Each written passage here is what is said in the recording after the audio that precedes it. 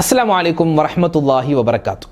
പ്രിയമുള്ള ഉമ്മമാരെ, ഉപ്പമാരെ, സഹോദരി സഹോദരന്മാരെ, നമ്മൾ ഇന്ന് കേൾക്കാൻ പോകുന്നത് ദിവസങ്ങൾക്ക് മുമ്പ് ഒരു ഓപ്പൺ സ്റ്റേജ് പരിപാടിയിൽ ഞാൻ നടത്തിയ ഒരു പ്രഭാഷണം. ഓപ്പൺ സ്റ്റേജ് എന്ന് പറഞ്ഞാൽ നമ്മുടെ ഈ നബിദിനത്തിനും അതുപോലെ തന്നെ റമദാൻ അനുബന്ധിച്ചൊക്കെ നമ്മൾ നടത്താറുള്ള ഒരു പള്ളികൾ കേന്ദ്രീകരിച്ച് അല്ലെങ്കിൽ മഹല്ലുകൾ കേന്ദ്രീകരിച്ച് ഒരു വലിയ മൈതാനത്തോ അല്ലെങ്കിൽ ഓഡിറ്റോറിയത്തിലൊക്കെ വെച്ച് നടത്തുന്ന എല്ലാവരും ഒരുമിച്ചിട്ടുള്ള ഒരു പരിപാടി. അതാണ് ഈ ഓപ്പൺ സ്റ്റേജ് പരിപാടി എന്ന് പറഞ്ഞാൽ. അതായത് ഈ വഅ്ള് പരമ്പര, മതപ്രഭാഷണ പരമ്പര എന്നൊക്കെ നമ്മൾ കേട്ടിട്ടില്ലേ, നമ്മുടെയൊക്കെ നാടുകളിൽ നടക്കാറുള്ളതാണ്. അപ്പം അങ്ങനെ ഒരു സ്ഥലത്ത് നടത്തിയ ഒരു മതപ്രഭാഷണത്തിന്റെ ഏതാനും ചില ഭാഗങ്ങൾ നമുക്കൊന്ന് കേട്ടാലോ? ഒരുപാട് പേര് ഇത് കേട്ട് പല അഭിപ്രായങ്ങളും പറഞ്ഞു. ഒരുപാട് പേർക്ക് ഒരുപാട് കാര്യങ്ങൾ മനസ്സിലായ ഒരു പ്രസംഗം കൂടിയായിരുന്നു. ഇൻഷാ അല്ലാഹ് നമുക്കതിന്റെ ചില ഭാഗങ്ങൾ കേൾക്കാം. ദരിദ്രരോഗം ഏവനും ഭയക്കുന്നതാ, ലാ ഹൗല ലേഹ്യം മുഴുവനും മദീനുള്ളതാ, 99 രോഗത്തിനിതു നല്ലതാ, ക്ലേശം അതിൽ നിന്നേറ്റവും ലഘുവായതാ. വിശുദ്ധമായ ഹദീസിൽ നമുക്ക് കാണാം, കൻസും മിൻ കുനൂസിൽ ജന്ന, സ്വർഗ്ഗത്തിന്റെ നിധികളിൽപ്പെട്ട ഒരു നിധിയാണെന്ന് അല്ലാഹുവിന്റെ റസൂൽ മുത്തുനബി മുഹമ്മദ് മുസ്തഫ സല്ലല്ലാഹു അലൈഹി വസല്ലമ തങ്ങൾ പരിചയപ്പെടുത്തിയ ഒരു ദിക്ർ ഞാൻ എൻ്റെ ഉമ്മമാർക്ക് പഠിപ്പിച്ചു തരട്ടെയോ, അല്ലെങ്കിൽ പറഞ്ഞു തരട്ടെയോ? നിങ്ങൾക്ക് ഒരുപക്ഷെ അറിയാമായിരിക്കും. അള്ളാന്റെ ഹബീബ് പറഞ്ഞത് 99 രോഗങ്ങൾക്ക് ശിഫയാണെന്നാണ്. അത് ഇന്ന് പറഞ്ഞാൽ നാളെ തന്നെ 99 രോഗവും ശിഫയാകുമെന്നല്ല ആ പറഞ്ഞതിന്റെ അർത്ഥം. മറിച്ച് അതിങ്ങനെ സ്ഥിരമായി പറഞ്ഞുകൊണ്ടിരുന്നാൽ നമ്മുടെ പല പ്രയാസങ്ങളും സങ്കടങ്ങളും നമ്മൾ അറിയാതെ തന്നെ അള്ളാഹു അത് മാറ്റിക്കൊടുക്കുന്നതാണ്, മാറ്റിത്തരുന്നതാണ്. അതുകൊണ്ട് പറഞ്ഞോ എൻ്റെ ഉമ്മച്ചിമാരെ, എൻ്റെ വാപ്പമാരെ, പറഞ്ഞോ, ഏത് സമയത്തും നമുക്ക് പറയാൻ പറ്റുന്ന ദിക്റാണ് ലാ ഹൗല വലാ ഖുവത ഇല്ലാ ബില്ലാഹിൽ അലിയിൽ അലീം. ഇത് വലിയ ഒരു ഔഷധമാണ്. പിടിച്ചു വെച്ചോ, ഇത് ഒരുപാട് നേട്ടങ്ങൾ ഉണ്ടാകും. എത്രയോ ആളുകൾ ലാ ഹൗല വലാ ഖുവത ഇല്ലാ ബില്ലാഹിൽ അലിയിൽ അലീം കൻസും മിൻ കുനൂസിൽ ജന്ന, സ്വർഗ്ഗത്തിന്റെ നിധിയാണെന്നാണ്. സ്വർഗ്ഗത്തിന്റെ നിധി ഭൂമിയിലുണ്ട്, അത് ഈ നിധിയാണ്. അതിങ്ങനെ ഒരുപാട് വട്ടം പറഞ്ഞ് ബാക്കി നിധികൾ നേടാൻ നമുക്ക് സ്വർഗത്തിലേക്ക് പോവാൻ പറ്റും. അതുകൊണ്ട് പറഞ്ഞോ ലാ ഹൗല വലാ ഖുവത ഇല്ലാ ബില്ലാഹിൽ അലിയിൽ അലീം. പിന്നെയോ ഈ നാവ് കൊണ്ട് നമ്മൾ പറയേണ്ടത് ദിക്റുകളാണ്, തസ്ബീഹുകളാണ്, തക്ബീറുകളാണ്, തഹ്ലീലുകളാണ്, സ്വലാത്തുകളാണ്, വിശുദ്ധമായ ഖുർആൻ പാരായണങ്ങളാണ്. എൻ്റെ ഉമ്മമാരെ, ഈ നജ്മുൽ ഹുദാ മദ്രസയുടെ പരിസരത്ത് നമ്മൾ വന്നിരിക്കുകയാണല്ലോ. സുന്ദരമായ ഈ സദസ്സ് കഴിഞ്ഞ് നമ്മൾ വീട്ടിലേക്ക് പോകുന്നവരാണല്ലോ. ഇന്നു മുതൽ എൻ്റെ ഉമ്മച്ചിമാരെ, എൻ്റെ വാപ്പമാരെ, നമ്മൾ വീട്ടിലേക്ക് കടക്കുമ്പോൾ ചില കാര്യങ്ങൾ പറയാൻ വിട്ടുപോവരുതേ. ഇന്നു മുതൽ വീട്ടിലേക്ക് കടക്കുമ്പോ ചില കാര്യങ്ങൾ പറയാൻ വിട്ടുപോകരുതേ. എന്താണ് ഒന്നാമതായി ശ്രദ്ധിക്കേണ്ടത്? നമ്മുടെ വീട്ടിലേക്ക് നമ്മൾ കടക്കുന്നത് വലത് കാലുകൊണ്ടാവണേ. വലത് കാല് വെച്ചാണ് വീട്ടിലേക്ക് കടക്കേണ്ടത്. മാത്രമല്ല, വീട്ടിലേക്ക് കടക്കുന്ന സമയത്ത് നമ്മൾ ആ സ്റ്റെപ്പ് പടിയിലേക്ക് കയറുന്ന സമയത്ത് പറയണമെന്ത്? ബിസ്മില്ലാഹിർ റഹ്മാനിർ റഹീം. ആ ഒരു ബിസ്മി പറയാൻ മറന്നു പോവരുത്. എന്നിട്ടോ വീടിന്റെ വാതിൽ തുറന്ന് ഉള്ളിലേക്ക് കടക്കുന്ന സമയത്ത് പറയണേ, എന്ത് പറയണം? അസ്സലാമു അലൈക്കും. വീട്ടിൽ ആരെങ്കിലും ഉണ്ടെങ്കിൽ പറയണം എന്ത്? അസ്സലാമു അലൈക്കും. ഇനി വീട്ടിലാരെങ്കിലും ഇല്ല, നമ്മൾ ഈ പരിപാടി കഴിഞ്ഞ് വീട്ടിലേക്ക് ചെല്ലുമ്പോൾ വീട്ടിലാരുമില്ല, വാതിൽ തുറന്ന് നമ്മൾ വീട്ടിലേക്ക് കടന്നാലും അപ്പോഴും പറയണം സലാം. എങ്ങനെയാണ് സലാം പറയേണ്ടത്? വീട്ടിലാരെങ്കിലും ഉണ്ടെങ്കിൽ അസ്സലാമു അലൈക്കും എന്നാണ് പറയേണ്ടതെങ്കിൽ മഹാന്മാര് പഠിപ്പിക്കുന്നു, വീട്ടിലാരുമില്ല എങ്കിൽ അസ്സലാമു അലൈനാ വഅലാ ഇബാദില്ലാഹിസ് സ്വാലിഹീൻ എന്ന രൂപത്തിലാണ് സലാം പറയേണ്ടത്. അസ്സലാമു അലൈനാ വഅലാ ഇബാദില്ലാഹിസ് സ്വാലിഹീൻ. കാരണം ഒരു മുഅ്മിനായ മനുഷ്യന്റെ വീട്ടില് അവനില്ലാത്ത സമയത്തോ അവനുള്ള സമയത്തും ആരുണ്ടാകും? മുഅ്മിനീങ്ങളായ ജിന്നുകൾ ഉണ്ടാകും, അതുപോലെ റഹ്മത്തിന്റെ മലക്കുകൾ ഉണ്ടാകും. അതുകൊണ്ട് അവരോടുള്ള സലാമാണ്. മാത്രമല്ല, അല്ലാഹുവിന്റെ ഹബീബ് മുത്തുനബി മുഹമ്മദ് മുസ്തഫ സല്ലല്ലാഹു അലൈഹി വസല്ലമ തങ്ങൾ പറയുകയാണ്, ഒരു ആണോ പെണ്ണോ വീട്ടിലേക്ക് കടക്കുമ്പോ സൂറത്തുൽ ഇഖ്ലാസ് ഒരു മനുഷ്യൻ ഓതി കഴിഞ്ഞാൽ സൂറത്തുൽ ഇഖ്ലാസ് ഓതിക്കഴിഞ്ഞാൽ നമ്മളൊക്കെ ഓതി തഴമ്പിച്ച സൂറത്താണല്ലോ. അന്ന് മുതൽ നമ്മൾ ഒരുപക്ഷെ ഫാത്തിഹ സൂറത്ത് പഠിക്കുന്നതിന് മുമ്പേ പലപ്പോഴും നമ്മൾ പഠിച്ചിട്ടുള്ള സൂറത്തായിരിക്കും സൂറത്തുൽ ഇഖ്ലാസ്. ഖുൽ ഹുവല്ലാഹു അഹദ് അല്ലാഹുസ് സമദ് ലം യലിദ് വലം യൂലദ് വലം യകുൽ ലഹു കുഫുവൻ അഹദ്. അല്ലാഹനെ പറ്റി മാത്രം അല്ലാഹ് പറഞ്ഞിട്ടുള്ള സൂറത്താണ്, അല്ലാഹനെ പറ്റി മാത്രമുള്ള സൂറത്താണ് സൂറത്തുൽ ഇഖ്ലാസ്. ഒരു മനുഷ്യൻ വീട്ടിലേക്ക് കടക്കുമ്പോൾ സൂറത്തുൽ ഇഖ്ലാസ് ഓതുന്നവനാണെങ്കിൽ അള്ളാന്റെ ഹബീബ് പറയുകയാണ് അവന്റെ വീട്ടിലുള്ള പൈശാചികമായ ഉപദ്രവങ്ങൾ മാറുന്നതാണ്, പിശാച് വീടിന്റെ പുറത്തേക്ക് ഓടുന്നതാണ്. ആ സൂറത്തുൽ ഇഖ്ലാസിന്റെ കാവൽ ആ വീട്ടിൽ എല്ലാ സമയത്തും ഉണ്ടാകുന്നതാണെന്ന് അള്ളാന്റെ ഹബീബ് മുത്തുനബി മുഹമ്മദ് മുസ്തഫ. ഒരു 3 സ്വലാത്ത് നമുക്കൊന്ന് ചൊല്ലിയാലോ മദീനയിലേക്ക്. സ്വല്ലല്ലാഹു അലാ മുഹമ്മദ്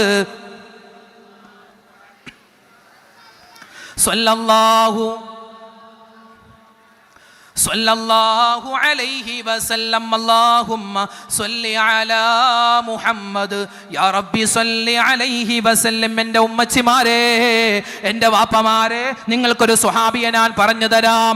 ആ സ്വഹാബിയുടെ പേരെന്തെന്നറിയുമോ? ആ സ്വഹാബിയുടെ പേര് സഅദ് ബിൻ മുആദ്.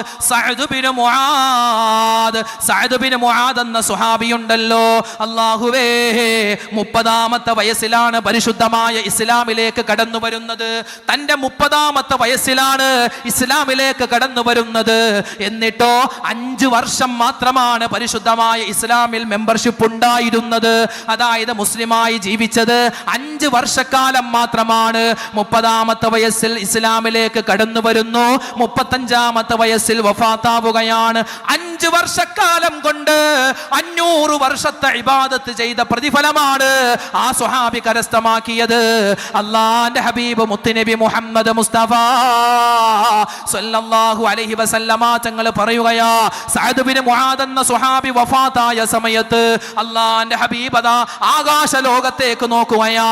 ആകാശത്തേക്ക് നോക്കിയിട്ട് പറയുന്നു, ഇഹ്തസ്സൽ അർശുർ റഹ്മാൻ.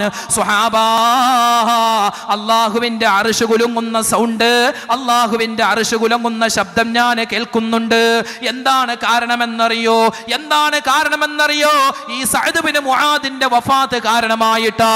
അങ്ങനെ അതാ സ്വഹാബിമാരെല്ലാം അത്ഭുതത്തോടുകൂടി ആ മയ്യത്തിന്റെ ചുവട്ടിൽ ഇങ്ങനെ കൂടി നിൽക്കുകയാ. സമയം ഇങ്ങനെ കഴിഞ്ഞു.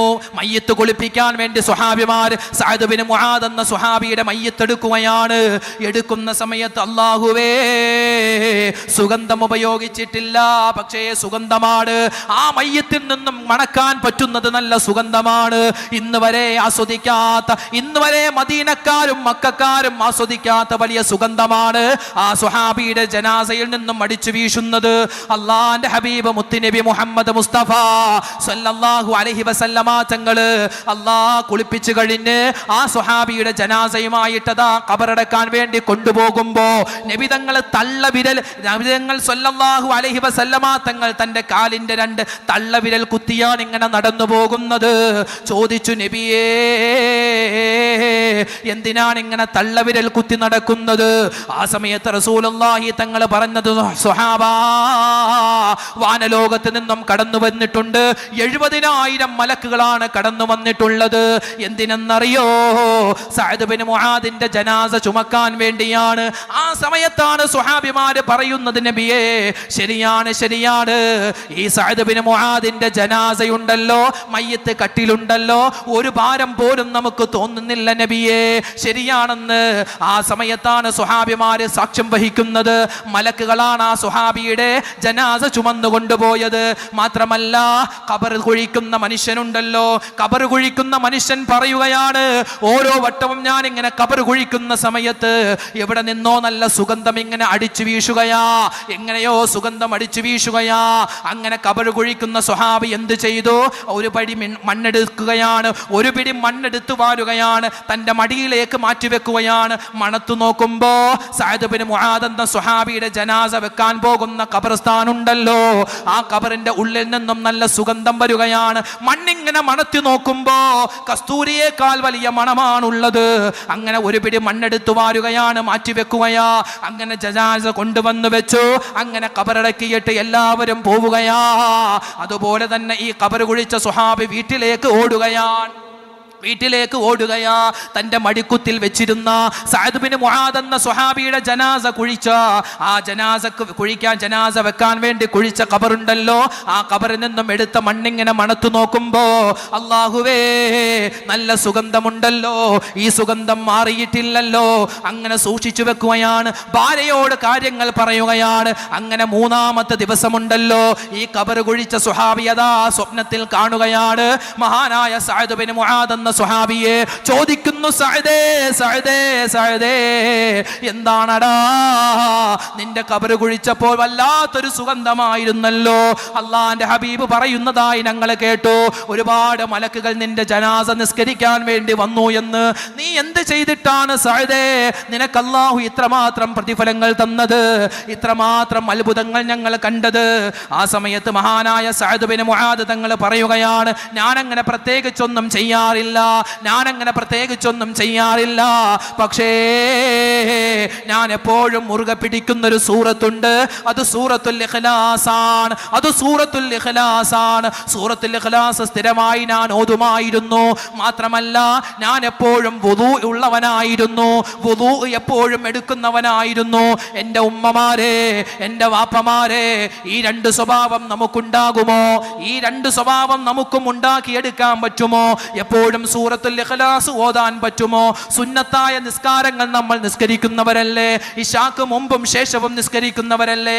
മഗ്രിബിന് ശേഷം സുന്നത്ത് നിസ്കരിക്കുന്നവരല്ലേ? അതുപോലെ തന്നെ ഓരോ 5 വഖത്ത് നമസ്കാരത്തിന് മുമ്പും ശേഷവുമായി നമ്മൾ സുന്നത്തുകൾ നിസ്കരിക്കാറുണ്ടല്ലോ.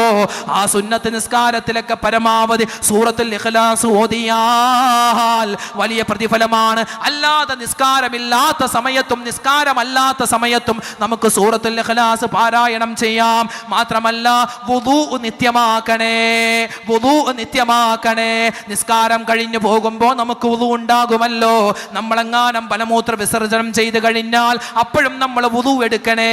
വുദൂ മുറിയുന്ന സമയത്തൊക്കെ വുദൂ നിത്യമാക്കി കഴിഞ്ഞാൽ, ദായിമുൽ വുദൂ ആയി കഴിഞ്ഞാൽ നിസ്കരിക്കാൻ വേണ്ടി മലക്കുകൾ വരുന്നത്, എൻ്റെ ഉമ്മമാരെ, എൻ്റെ വാപ്പമാരെ, നിങ്ങളുടെ ജനാസ ഈ പരിശുദ്ധമായ പള്ളിയുടെ അകത്തളത്തിലേക്ക് വെക്കുമ്പോ ചന്ദ്രൂരുകാരായ, വടുതലക്കാരായ, എരുമല്ലൂരുകാരായ ആളുകൾ മാത്രമല്ല നിസ്കരിക്കാൻ വരുന്നത്, ഏഴാകാശവും കുത്തി തുറന്നുകൊണ്ട് റഹ്മത്തിന്റെ മലക്കുകളായിരിക്കും വരിക.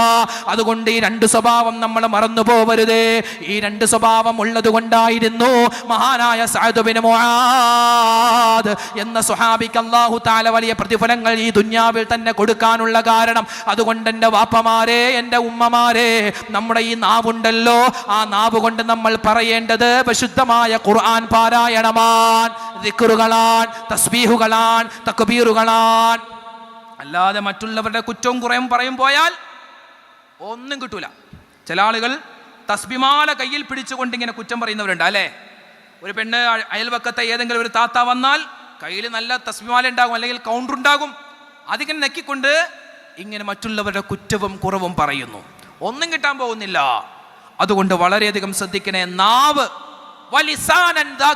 ദിക്ർ ചെയ്യുന്ന നാവ് ഒരു മനുഷ്യനുണ്ടെങ്കിൽ അവനിക്ക് വിജയിക്കാൻ പറ്റുമെന്ന് മുത്തുനബി മുഹമ്മദ് മുസ്തഫ സല്ലല്ലാഹു അലൈഹി വസല്ലം. ഈ നാവുണ്ടല്ലോ, അത് വലിയൊരു അത്ഭുതമാ. ഒരു ദിവസം പള്ളിയിൽ ഇരിക്കുമ്പോൾ ഒരു സഹോദരൻ വന്നു. വെള്ളിയാഴ്ച രാവിലെ ഒരു സഹോദരൻ വന്നു. അയാൾ വന്ന് റൂമിൽ ബെല്ലടിച്ചു, റൂം തുറന്നു. അദ്ദേഹം വന്നിരുന്നു, ഒന്നും മിണ്ടുന്നില്ല. റൂമിൽ വന്നിരുന്നു. എന്നിട്ട് ഇങ്ങനെ ആംഗ്യം കാണിച്ചു. ഒരു ഗ്ലാസ് വെള്ളം കിട്ടുമോ തരുമോ എന്നുള്ള ഒരു ആംഗ്യം കാണിച്ചു. അങ്ങനെ ഒരു ഗ്ലാസ് വെള്ളം കൊടുത്തു.